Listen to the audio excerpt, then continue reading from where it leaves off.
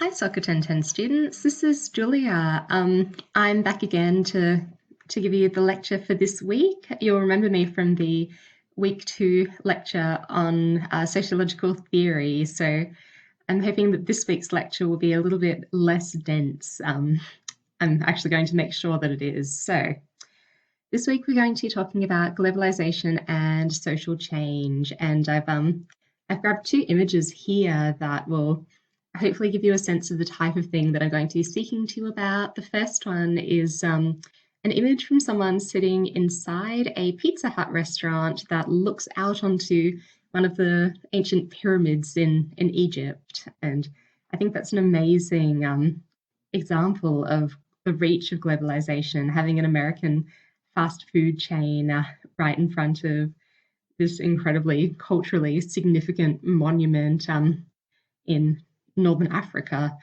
And then in the second image, we have a Coca-Cola ad, and I'm not 100% sure on the country this is from, so you'll have to correct me, but my best guess would be India or Bangladesh. So we see again the incredible cultural reach of these American brands. But we're going to be talking about many ways in which globalization manifests today. So not only the kind of cultural imperialism of American fast food reaching into many different elements of life in different countries, but also how parts of national ethnic cultures can be taken up by other parts of the world and such. So yeah, we will get to all of that. But before I get started in this lecture, I'll also flag that obviously the elephant in the room when I'm speaking to you about globalization and social change is the fact that the kind of globalized nature of our world is at present undergoing some pretty incredible social change. So a lot of theories around globalization talk about the increased interconnectedness of the globe, the decreased significance of national boundaries or national borders in some cases, and that is very true in normal times, but it's something that that we need to revise a little bit in our contemporary COVID-19 context. So please do keep that in mind while I'm speaking to you today, but also keep in mind I'm going to touch upon the contemporary manifestation of globalization at the end of this lecture today and speak a little bit about what our current context might mean for globalization and how it interacts with the theories of globalization that I'm going to speak to you about today. So if you're wondering how that all fits into the puzzle, then wonder no more, because I will speak to you about that. So to begin, we can start by defining globalization. What exactly is meant by globalization? It's probably a term that you've come across at some stage, but you might have difficulty pinning down exactly what it means. So I think the clearest and most useful definition is the increased or intensified circulation of capital, goods, information, people, services across national boundaries. So the increased flow of all sorts of things between countries and also within countries in many cases. And globalization in a different sense refers to the fact that we increasingly live in a very interconnected world, and our world isn't only interconnected, or countries are not only interconnected, they're also deeply interdependent on each other. So the term globalization is often used to discuss the kind of intensified exchange and transfer of all of these sorts of things, of capital, goods, information, people, over the last maybe 30 to 50 years. But we've had globalization in some form for many, many years. So just to contextualize the particular era that we're talking about in human history, which I think is always a helpful thing to do, even though it can make us feel rather insignificant. The Earth is thought to be about 4.5 billion years old, And humans as a species have only been on Earth in our current form, at least, for 500,000 years. The agrarian revolution happened about 12,000 years ago now. So the movement from living as hunter-gatherer societies to settled agrarian societies in at least some cases. And then large-scale human civilizations are even more recent than that. They've only been around for about 6,000 years. And yeah, I won't read out this last point, but essentially the point that I'm trying to make here is that the stage in human history and global history that we're talking about, this globalized stage, is incredibly recent, and it accounts for an incredibly short amount of time. And yet, the thing that's really interesting about it is the amount of impact we've had on the social environment, and especially the natural environment, through this increase in movement across the globe is incredibly profound. So the era of globalization that we'll be speaking about today has a disproportionately large impact on the globe. It's a very important and significant development. It's significant socially, but also environmentally, politically, all sorts of things like that. And so again, to place globalization into context, we've had some degree of globalization for many, many years. So this is back to the 1st century, the expansion of Buddhism in Asia, the foundation of the Silk Road, which was a trading route that allowed for the movement of a lot of goods between countries, between the country borders that were in operation at that time. And then we can see, again, I won't read all of this out to you, but we can see these different points in history in which there is significant movement between countries, and especially a very significant one is 1650, the expansion of the slave trade. So this wasn't only the forced movement of people around the world, the slave trade also essentially led to global circuits in which people were taken from some countries and brought to other countries, such as the Caribbean regions, where they were doing things like forced labor, picking cotton, essentially making raw materials, which were then taken to some of the colonial powers, such as London would be a centre of manufacturing at this time, also the kind of factories in the north of England. And then consumer goods were made from that and then shipped to all around the world. So essentially, the slave trade was a very dark example of some pretty profound globalization and pretty profound connection of different countries, different parts of the world. And then moving forward to the 20th century, we have World War One, and then especially the Great Depression is a really interesting example of just how interconnected the world was at this particular point in time. By 1929, the Great Depression had an impact all around the world. It was more or less severe in some parts, but the economic impact around the world can really show us that even by this point, global national economies were incredibly interdependent and were very much affected by each other. World War II is another example. We can think anytime there's a world war, there's an incredible movement of people. And then by the 1950s, we have decolonization, and we're starting to see movement into many of the nation states that we have at present, although I'm sure, we can't consider our current global map as completely finished, as we still have emerging states, we have secessionist movements, we have, contests over the validity of states. It's by no means settled.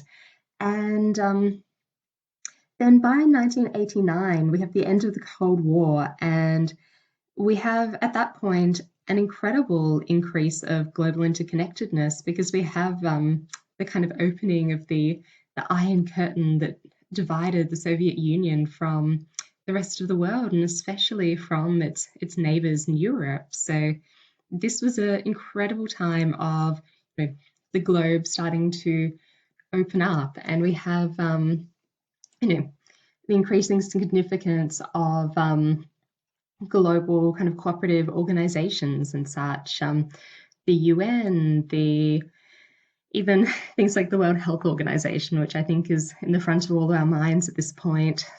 So essentially, we have this kind of story of globalization that shows that this is not necessarily, you know, something that's new, but it is definitely the kind of global interconnectedness of all of these states, all of these countries, is certainly intensifying. It's something that is increasingly significant in many ways. And it's especially modernity, from the Industrial Revolution onward, from the late 1700s, early 1800s onward, that's a really kind of watershed time for globalization, for global interconnectedness, for especially the emergence of an incredibly interconnected global economy that we see at present.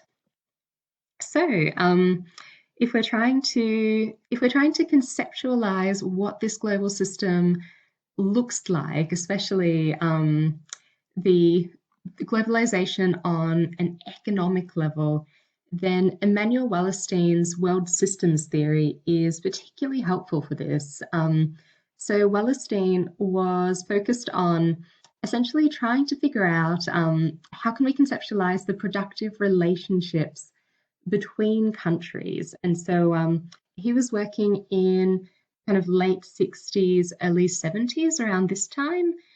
And so he divided the world into three different zones or regions. He divided it, as you can see in this chart, into core, semi-periphery, and periphery zones.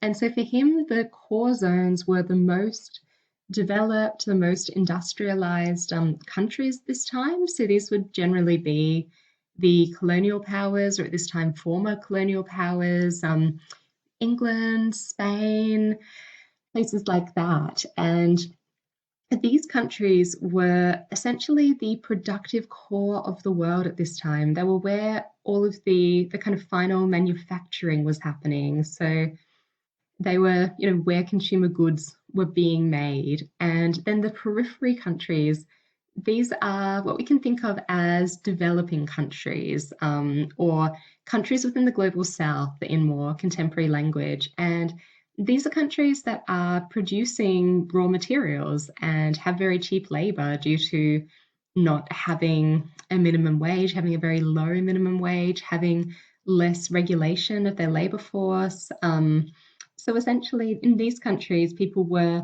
producing the kind of raw goods, things like cotton, like, you know, the kind of basic ingredients that were needed for manufacturing in these core zones. So in Wallerstein's model, the core countries are essentially exploiting the periphery countries. They're extracting cheap labor, cheap materials from these countries, and then in many cases, selling their high profit consumer goods that are manufactured in the core back to the periphery countries. And so the final actor within this particular chart is the semi-periphery. So these can be thought of as intermediary countries. So Portugal would be a good example. These are countries which, to some extent, often exploited the periphery countries, but were in turn exploited by the core countries. So they kind of sat between the two. They often acted as intermediary transport zones. So for Wallerstein, this was a inherently kind of exploitative global arrangement. And so things have not necessarily gotten tremendously better, but from the 1970s, several things began to change, and we saw this picture begin to shift a bit, and we saw especially what's been called a new international division of labour begin to emerge. So In the 1970s, we see several wars and oil crises in access to oil, incredibly high oil prices, and both of these things meant that it was increasingly difficult to transport goods. It was very expensive, and wars interrupted our ability to move goods. It's clearly not safe to try to transport goods across zones where there's active fighting or there's breakdowns in communication between countries. Productivity also began to meet ceilings. So essentially, workers in the core countries at this time, up until this point, employers had kind of managed to increasingly find ways to make more profit out of less. So have employees work faster, and have mechanical improvements to the ways that they did things. But we know that you can't keep doing this forever.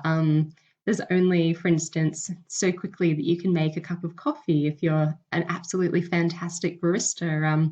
After doing that for a year or 5 years, you're probably very quick, but there is a natural ceiling. There is a point at which you can't go faster, perhaps because the espresso machine takes a certain amount of time to go through the processes it needs to, and also because of just human limitations. So in the core countries, productive ceilings began to be met, and at the same time as this, wage growth and employer obligations to their employees began to outstrip the profit margins. So the amount that employers were obliged to pay employees began to mean that onshore production, manufacturing especially, was just not really profitable or not even really economically viable in these particular zones. And then at the same time as this, transport and communication technologies were continually developing,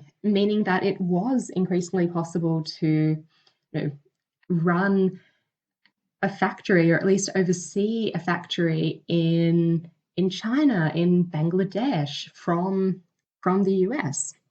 It was no longer as necessary to be in a single geographic space. It was increasingly possible to work across these large spaces, which is another very interesting example of globalization, even within specific companies. And then finally, at this time, there was a decline in the popularity of mass-produced consumer goods. So if the 1950s were the real golden age of consumer goods, the time at which being able to buy cheap white goods was incredibly exciting and fantastic, and being able to buy things that were mass-produced was incredibly desirable, then by the 1970s, this had waned a little bit. There was perhaps a bit less desire for these types of things and more desire for kind of specific niche products. And so the result of that is really twofold, at least on the level of international distribution of labor, international distribution of manufacturing. So on the one hand, we see the movement towards multinational and transnational corporations, which manufacture in countries that have low labor costs, and it has to be said as well, often very poor working conditions. So rather than manufacturing in these core countries, manufacturing increasingly was happening from this point onward in these periphery countries. And we can see that very much now if you look at the tags on your clothing. Unless you're a very conscious consumer, it's quite likely that the tag will say made in China, made in Bangladesh. It's quite likely, if you'd like to have a look at a tag now, I'd be quite interested to see what you come up with. And then the second one is the movement towards more flexible forms of production that could adapt to consumer demand. So if there's a decrease in the consumer desire for these mass-produced consumer goods and an increase in the desire for more individualized service, the desire for more kind of niche products, and especially the desire for products responding to increasingly fast growing trends, then we have a kind of manufacturing system that can adapt to this. And this is what's referred to as a post-Fordist form of manufacturing. So if Fordism is the kind of production line, taken from the Ford manufacturing plants where cars, Ford vehicles were made, and every vehicle was the same and they were made in these very set ways, then post-Fordist forms of manufacturing are very kind of flexible and are able to quickly switch to manufacturing new types of things and fit very well with the demands of something like fast fashion. If there's a demand to see something on a catwalk at a runway show, and then in 2 weeks' time being able to buy some version of it with that particular color or that particular type of print, that you might wear for a few months and then discard for the newer thing coming from the new season's fashion shows, then having manufacturing that can adapt to this is kind of necessary to take advantage of this consumer demand. So I'm sure you can see that both of these developments have pretty strong implications for the way in which labour and manufacturing is organised globally. And so essentially this is part of the kind of new world of this new international division of labour that we see at present, where a lot of the manufacturing labour is done in these peripheral countries, and then these organizations, these multinational organizations are based in these core regions, or sometimes even based in countries that can act as tax havens, which I think is another story, but something very, very interesting. So one of the really kind of interesting developments that's coincided with globalization, and especially the movement towards kind of industrialization in many countries, is increased urbanization. So you can see many countries are transitioning through industrialization, through these kind of new ways of working, and within these industrial societies. So a recent and like very notable example of rapid industrialization would be China. So in China, there was kind of widespread agrarian work, even in the 1960s or so. So even a generation or two ago, a huge amount of the population were working on the land, working in farms. And now we can see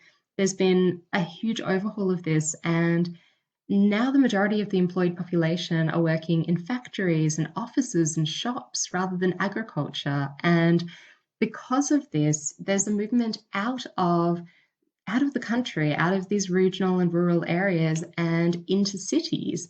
And we can see this so much in China. There's so much demand for essentially a workforce in urban areas that people from regional and rural areas have become a seasonal migratory workforce who come and work in often construction labour for some of the year, just to try and meet some of this enormous urban demand.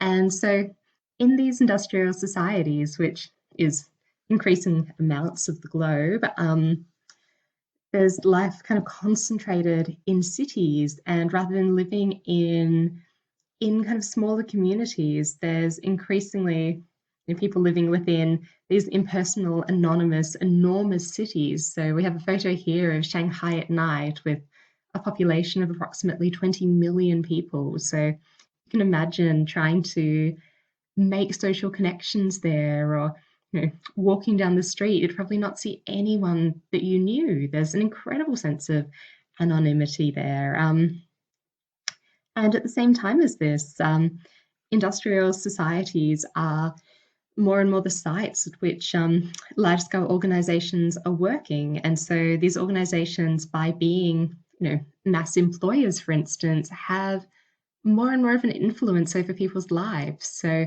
we can see there's a pretty enormous transformation going on here, and we can especially identify this in newly industrialized countries. So these are increasingly countries in Southeast Asia, which have industrialized incredibly rapidly, also countries in South America. So they've newly gone through this industrialization process or are currently within this process. And we can see these incredible rates of social geographical change happening. So these are incredibly interesting developments to be watching and interesting things to have our eyes on.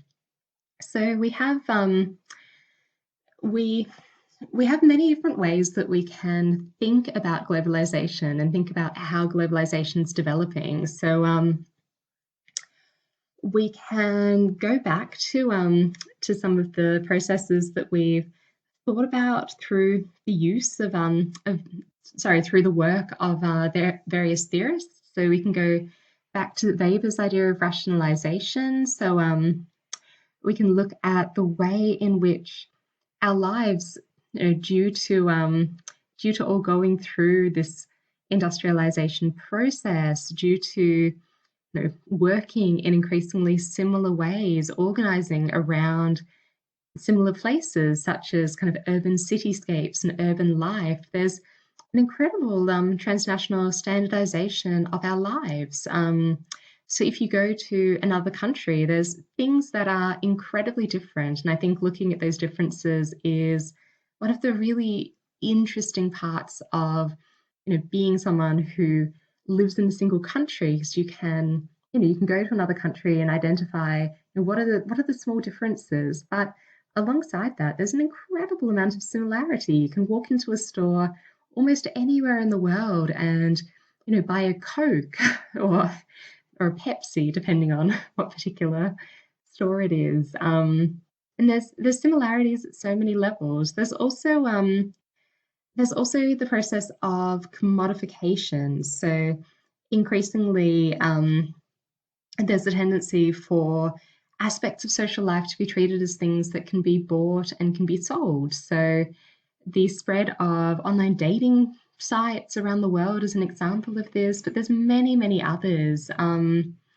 There's also increasing kind of differentiation in the ways in which we work. So industrialization, and then the next kind of stage of development, if we think of it in that way, the movement to a post-industrial society, that necessitates increasing levels of education within a particular national context. So there's an increasing disappearance of people that have a huge range of skills, people that are a jack of all trades, for instance, and there's an increase in people serving expert functions. So as societies become increasingly developed, roles become increasingly differentiated and fragmented. We have increasing kind of niches that we need to fill. And so people are likely to be getting more and more education to fill these particular expert roles. And we can see that happening in industrializing and industrialized countries. We can also see a spread of democracy, and this is obviously not something that's happened across the board, but it's nonetheless something that we do increasingly see. And especially at present, we see a spread of social mediation, and this is kind of mediation through technology, especially through social media, through network technologies. We see an unbelievable uptake of these types of things. And one of the really interesting things to observe is the ways in which technological developments and new technologies reach different countries at different times. So in some cases, for instance, in some African countries, there's cases in which people have not really yet had had computers or laptops within their homes, but they've instead gone straight to having smartphones. So they've kind of skipped what we would think of as a step in technology development. So in many ways, all around the world, we're using some very similar technologies, and we're kind of mediating and sharing our experiences in incredibly similar ways, which makes the world feel very small in some cases. So we can see that there's been a tremendous amount of kind of social change in the last 30 to 50 years, especially. And I think as well, one thing that sits behind this is the environmental impact of all of these developments. And that's something that I'm going to speak to you about in the week 12 lecture on environmental sociology. But I think it's nevertheless something to keep in mind. But anyway, we can also start to think about, by focusing on this incredibly rapid social change, we can start to think about what the future might hold. And one way in which we can do this is to look at projections around population growth and projections around the growth of wealth and the spread of wealth, the spread of incomes and income inequalities. So to begin with, there's a current projection that by 2030, so in a mere 10 years, the population of the world will rise by another 1 billion to something over 8 billion, which is pretty staggering to think about. But I think the even more interesting part of this is that the prediction is that 97% of this population growth will come from emerging or developing countries rather than countries in the global north or developed countries. This is particularly interesting, and it's really due to the fact that the kind of growth rate of the population in a lot of global countries in the global north or developed countries is only just at or even below replacement levels. So people aren't really having that many children.